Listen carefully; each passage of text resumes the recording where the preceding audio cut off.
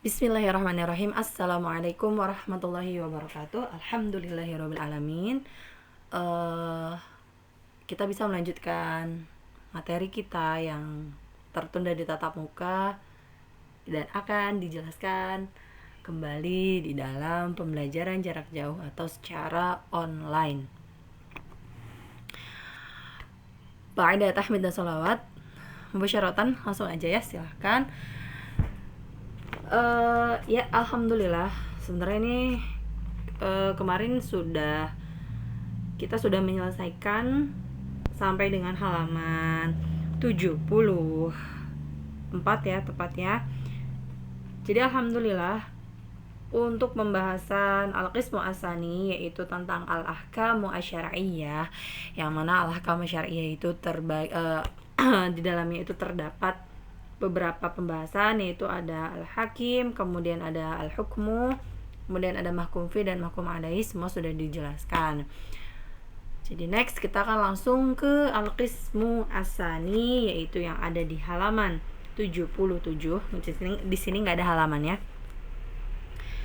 Al-qismu asani adillatul ahkam. Kalau kita lihat atau kalian coba perhatikan, di sini ada kata adillatul ahkam. Adillah ya, sebenarnya ini udah nggak asing kan di telinga kalian ya, kalian sering dengar tentang kata adillah. Adillah itu dia jamaknya dari dalil, sehingga kata adalil lugatan secara bahasa itu artinya adalah al-hadi ila ayyi syai'in, itu petunjuk terhadap atau petunjuk kepada segala sesuatu. Itu secara bahasanya. Kemudian secara istilahannya, istilah ulama usul, ma yustadallu bin nazari as-sahih fihi ala hukmin syar'iyyin amaliyyin ala sabilil qat'i awiz zanni.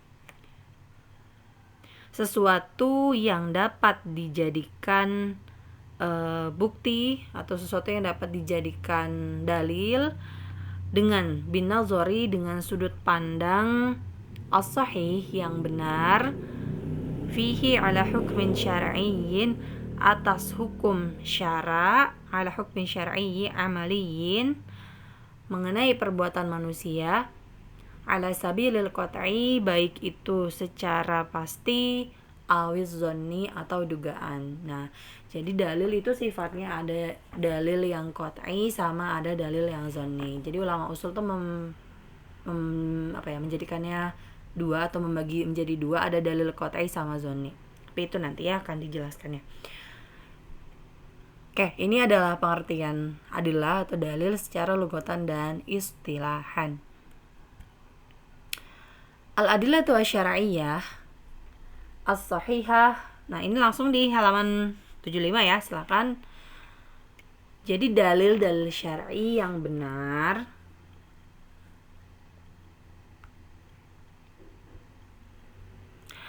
marji'uha ila kitabillahi ta'ala allazi huwa asluddin wa asasul Islam. Dalil-dalil syar'i yang sahih,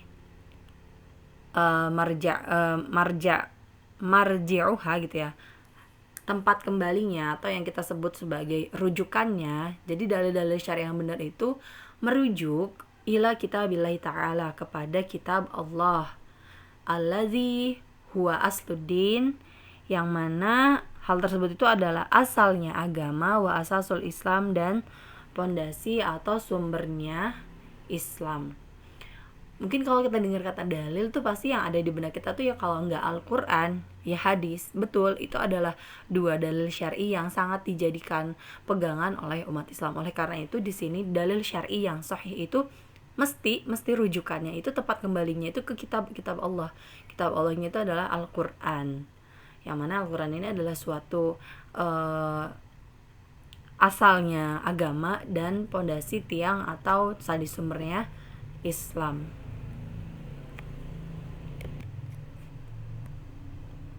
Adillatul ahkam, di sini ada al-muttafaq 'alaiha sama ada al-mukhtalaf fih. Sebenarnya bisa mukhtalaf fiha harusnya ya, maaf, al-mukhtalaf fiha. Oke. Summa innal adillata asy-syar'iyyata al-muttafaq 'alaiha wal mukhtalaf fiha. Nah, di sini itu jadi dalil, kemudian dalil-dalil syar'i itu ada yang al-muttafaq 'alaiha yang sudah disepakati dan ada yang al-mukhtalaf fiha yaitu yang diperselisihkan.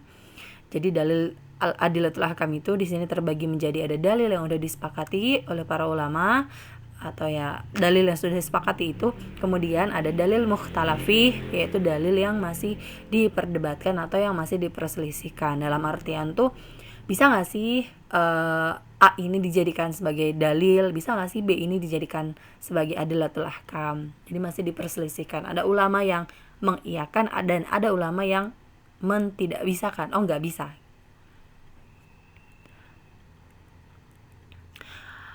Nah, di sini di halaman 75 ya, fiha hiya al-anwa al-atiyah. Jadi ada macam-macamnya di bawah ini sebagai berikut. Yang pertama, kitabullah ta'ala, ini udah jelas kalian tahu, Al-Qur'an Al-Karim. Kemudian yang kedua, as-sunan an-nabawiyah, sunnah-sunnah Nabi atau hadis. Qaulan, baik itu yang perkataan, wa fi'lan atau perbuatan. Kemudian watarkan atau yang ditinggalkan. Kemudian takriron itu adalah itu penetapan atau pengakuan Rasulullah. Kemudian yang ketiga ada ijma'ul ummah. Kalian juga tentu udah gak asing ya dengan kata ijma'. Ijma' ini artinya adalah kesepakatan. Kemudian ada ijma'ul khulafa'ur rasyidin. Khulafa'ur rasyidin yang 4. Kemudian ada qaulus sahabi, perkataan para sahabat. Kemudian yang keenam ijma'u ahlil Madinah. Ada ijma'nya ahlul Madinah, ini menurut madhab Maliki, wa ijma'u ahlil Kufah, dan kesepakatan para ahli Kufah, ini menurut madhab Maliki ya. Kemudian yang ketujuh ada syar'u man qablana, syariat sebelum kita. Kemudian ada al-istihsan. Kemudian ada al-maslahah al-mursalah. Yang ke-10 ada al-urfu wal-adah. Yang ke-11 ada sadduz zara'i. Sadduz zara'i nanti akan kita bahas. Kemudian yang ke-12 ada al-istishab, atau ada yang bilang juga al-bara'atu al-asliyah. Kemudian yang ke-13 al-istiqra, yang ke-14-nya ada al-istidlal. Nah, dari ke-14 adillatul ahkam, baik yang muttafaq alaih sama mukhtalaf fiha.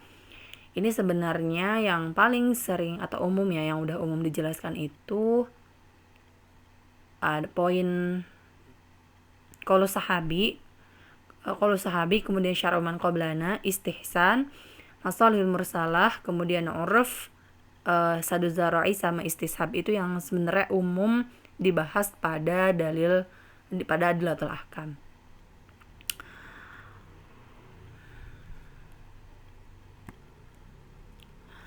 Al-muttafaq 'alaiha. Kayak tadi kan dalil terbagi menjadi dua, ada yang muttafaq sama ada yang mukhtalaf.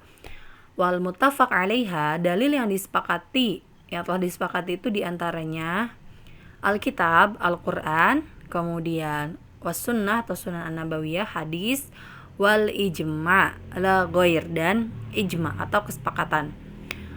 Nah, bagi kalian mungkin yang sering dengar loh, bukannya ada 4 ya Bu, bukannya kias juga termasuk.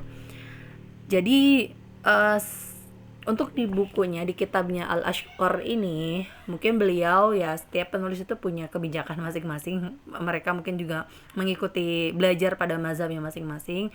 Memang di sebagian mazhab yang lain atau penulis yang lain itu memasukkan including gitu ya, memasukkan al-qiyas ke dalam dalil yang sudah disepakati. Tapi untuk Al-Ashqar di sini itu dia tidak memasukkan al-qiyas. Jadi hanya 3 dalil yang dikatakan al-muttafaq 'alaiha. Fanakidu likulli minha baban, maka nanti kita akan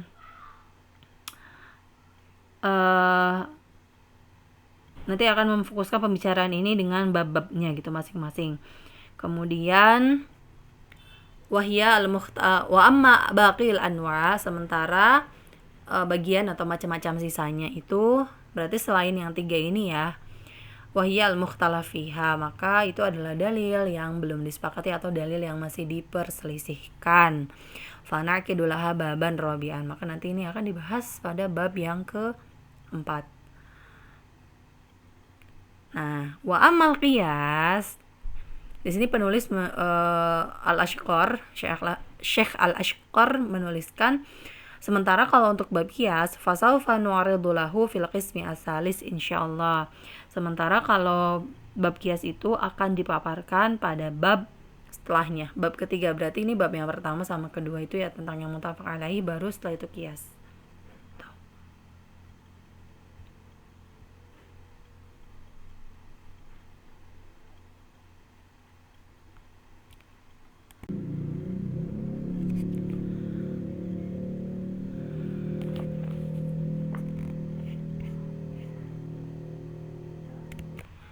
Baik, itu aja yang bisa Ibu sampaikan, kurang lebihnya mohon maaf. Kemudian setelah ini mungkin tidak sinkron, tapi kalian harus tetap mengerjakan tes pemahaman. Hanya saja tes pemahaman yang diberikan itu menyangkut dengan materi lalu ya, yang udah dibahas, yaitu tentang mahkum fi sama mahkum alaih. Tayyib, syukran ala husni ihtimaminkum. Assalamualaikum warahmatullahi wabarakatuh.